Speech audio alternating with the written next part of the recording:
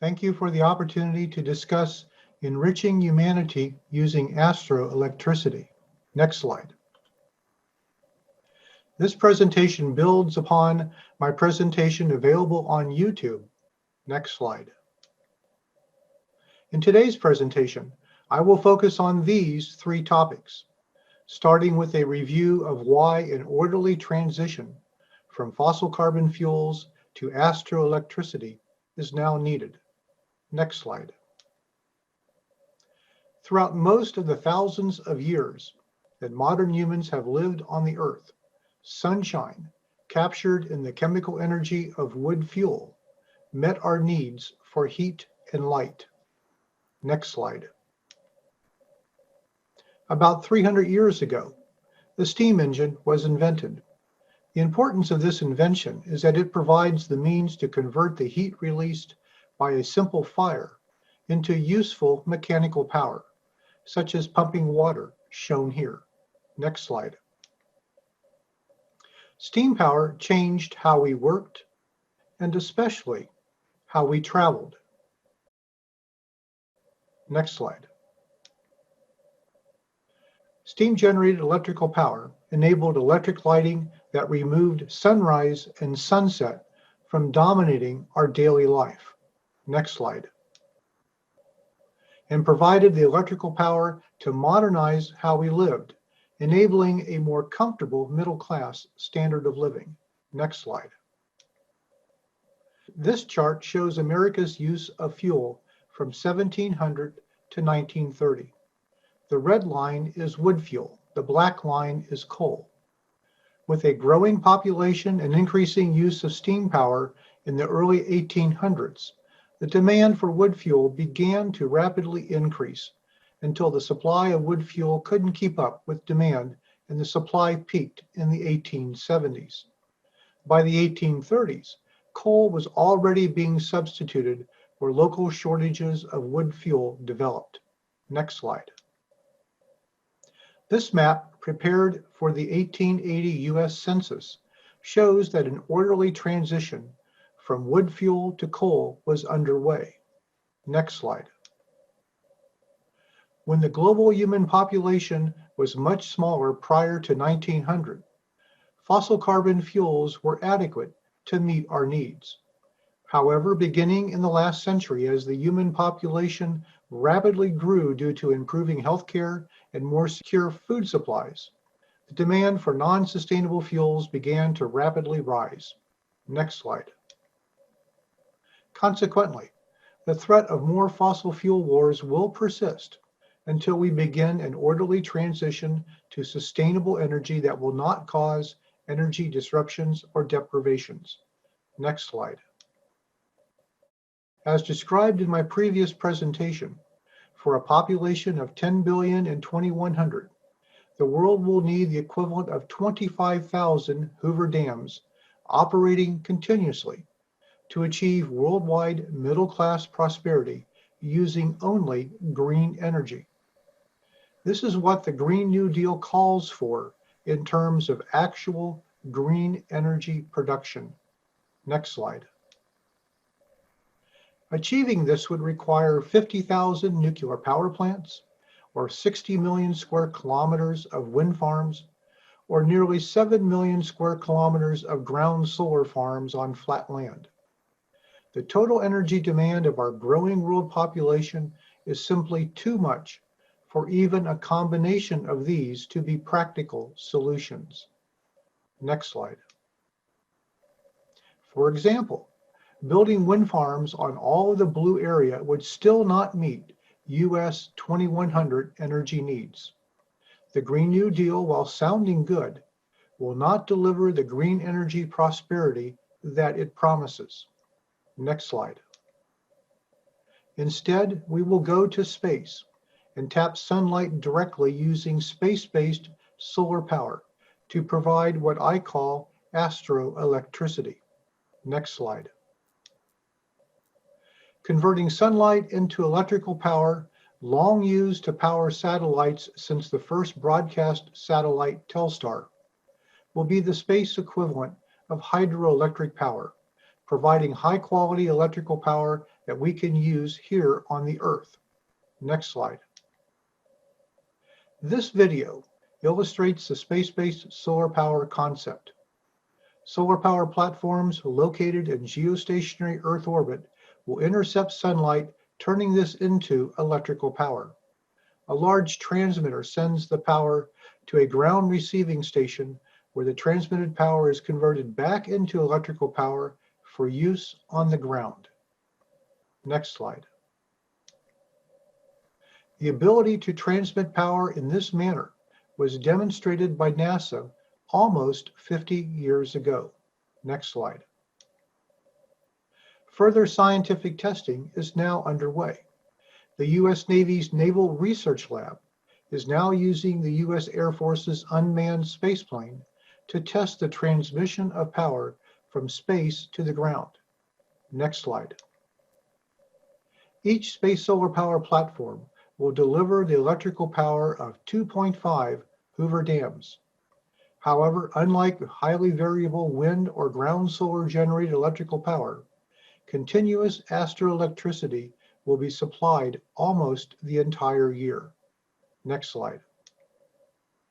Around the spring and fall equinoxes, the solar power platform will briefly enter the Earth's shadow. For about an hour each night at local midnight, the platform will not generate astroelectricity. During this brief time, stored energy at the astroelectric plants will be used. Otherwise, for over 99% of the year, the platforms will be supplying astroelectricity. Next slide. Each space solar power platform will transmit power to a large receiving antenna array on the ground. I call this an astroelectric plant. When located at 35 degrees latitude, such as in the American Midwest, the plant requires 164 square kilometers of land. Next slide. As discussed in my earlier presentation, to meet the total energy needs of 10 billion people in 2100, about 8,000 astroelectric plants will be required. The total required land area for these plants will be around 1.4 million square kilometers, far less than the land area needed by wind and ground solar solutions. Next slide.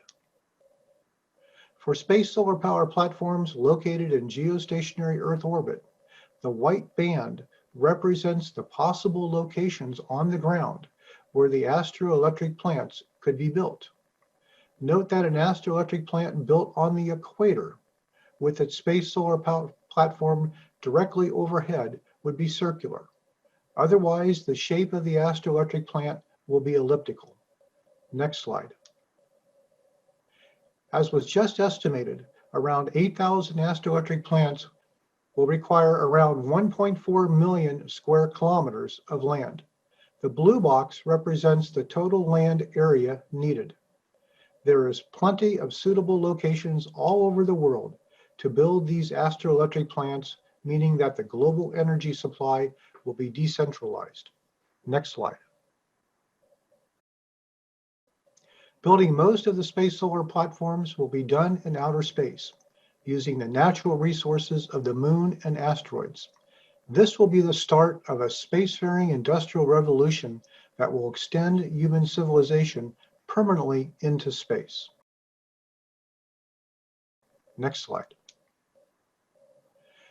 Through President Trump's leadership, NASA is preparing to return to the moon to stay and begin the process of exploring the moon for the resources that will be needed to build space solar power platforms. Next slide. With these first steps towards global astroelectricity already underway, we can now examine how astroelectricity will enrich humanity worldwide. Next slide. We will start with how astroelectricity will enable many of the United Nations Sustainable Development Goals to be achieved. Next slide. The United Nations has identified these 17 Sustainable Development Goals. Next slide. As discussed, astroelectricity will be needed to provide affordable and clean energy worldwide. Next slide. Astroelectricity will also directly support achieving these other 11 goals. Let's look at some examples. Next slide. Global astroelectricity will provide the high-quality electrical power modern medical equipment and computer-based education require. Next slide. Globally distributed astroelectricity will enable widespread desalination of seawater and purification of brackish water. Next slide. Finally, by ending the use of fossil carbon fuels, astroelectricity will enable the broad climate objectives of the United Nations Framework Convention on Climate Change to be realized in an orderly manner and in a much better way than the Paris Climate Agreement. Next slide. At around 8,000 locations around the world, astroelectric plants will be built, with each 5 gigawatt plant covering around 164 square kilometers. Building these will be substantial engineering, manufacturing, and construction projects. And likely nearby, modern cities for up to 1.2 million people will also be built. Obviously, these will also be substantial architectural, engineering, manufacturing, and construction projects. Undertaking this will require a purpose-driven, educated global workforce. Next slide. Now let's look at how we can provide global affordable middle-class housing. Next slide. About a century ago, anthropologist Leslie White examined ancient civilizations to understand the relationship of energy and technology to the civilization's culture or standard of living. Next slide. We can see this relationship today using this nightlight's view of the Earth. Industrialized nations with an elevated standard of living are plain to see. The darkness of Africa, as an example, with a population of more than 1 billion people, highlights how the lack of affordable energy constrains the standard of living. Next slide. White developed this relationship between energy, technology, and culture. The way to read this is that energy interacts with technology to yield a level of culture. This is referred to as White's law. Next slide. To be clear, what is meant by culture is the standard of living of what we today call the middle class. Next slide. Since we are focusing on energy impoverishment, we need to formulate White's law in terms of how much affordable energy is available per person on average. For simplicity, we can abbreviate the relationship as shown. Next slide. An engineer will want to look at how changes in the affordable energy available per person and/or a change in the technology using the energy influences the culture or standard of living. For this purpose, White's law is expressed using the Greek letter delta to reflect change. Let's look at some examples. Next slide. The steam engine provided a new technology, or delta T, to use the wood fuel and coal energy already available. Steam power enabled industrialization, which improved the middle class standard of living. Next slide. With plentiful supplies of wood fuel in the early 1800s and then coal, America was able to increase the affordable energy available per person. This abundance in energy enabled the benefits of the Industrial Revolution to broadly benefit the middle class. A key point is that over several decades, America underwent an orderly transition from wood fuel to coal without energy shortages causing economic disruption. Next slide. In America, the increased affordable energy per person and new technologies substantially improved the standard of living, even on the farm. This gives us confidence that with global astroelectricity, we can do the same this century for the entire world. Next slide. We can also use White's law to understand the impact of political plans such as the Paris Climate Agreement. For the United States, This agreement would have reduced the affordable energy available per person, with the consequence that the middle class standard of living would have been reduced. Next slide. During California's summer 2020 heat wave, the lack of expected wind and ground solar generated electrical power caused blackouts due to poor wind conditions and cloud cover. In their haste to be politically correct, California has not undertaken an orderly transition from fossil carbon fuels to renewable energy. Next slide. With Astroelectricity providing sustainable energy worldwide, we can now look at specific technologies that can be used to provide affordable middle-class housing. Next slide. From the start of industrialization with water-powered mills, 1,000 years ago, the purpose has been to increase the output per hour of human labor. For a village grist mill, each hour of the mill worker's time saved hundreds of hours of manual labor hand grinding grain. Using machines to increase the value of each hour of human effort is at the heart of the Industrial Revolution. Next slide. We have industrialized the production of most of our basic food supply, enabling only a small percentage of the population to feed us all. Next slide. We have also industrialized our supply of vital potable water. Next slide. However, we have yet to industrialize the building of homes. We need to apply technology to substantially reduce the cost of building middle-class homes. Next slide. The first transformational technology is 3D printing, a form of manufacturing that cannot be done by humans. 3D printing enables engineers to directly fabricate exactly what they design, saving time and money. Next slide. The body of the sports car, a student humanoid robot project, and even this complicated thrust bearing were fabricated using 3D printing. Next slide. As was the shell of this demonstration small housing unit made using a large format 3D printer. Next slide. We will use 3D printing to build humanoid helper robots. Such robots are just another machine. The difference is that they will be able to directly use machines and tools typically used by humans in construction, enabling them to provide non-human labor for building. Next slide. To understand how these technologies come together to industrialize housing construction, we need to go back a century. Thomas Edison, recognized for inventing the practical electric light bulb, invented the means we can now use to industrialize home construction. Next slide. In the 1890s, Edison purchased a Portland cement company. Cement starts with pulverized limestone being heated in a rotary kiln. Next slide. With his refined Portland cement, Edison demonstrated that detailed cement castings could be made, such as these phonograph cabinets and sculpture. Next slide. By mixing sand, gravel, water with dry cement, concrete is created, one of the most economical building materials. Next slide.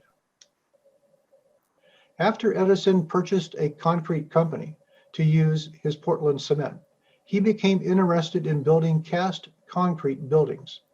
In 1910, he built this 2-story cast concrete garage on his estate. Note the architectural detail. Next slide. Edison then had a middle-class house designed that could be built of cast concrete. The left photo is of Edison with a model of the first house design. After a prototype home was built, the design was simplified. The right photo shows a completed final house next to another with the formwork for casting the concrete being erected. Of course, the formwork could be reused. Next slide.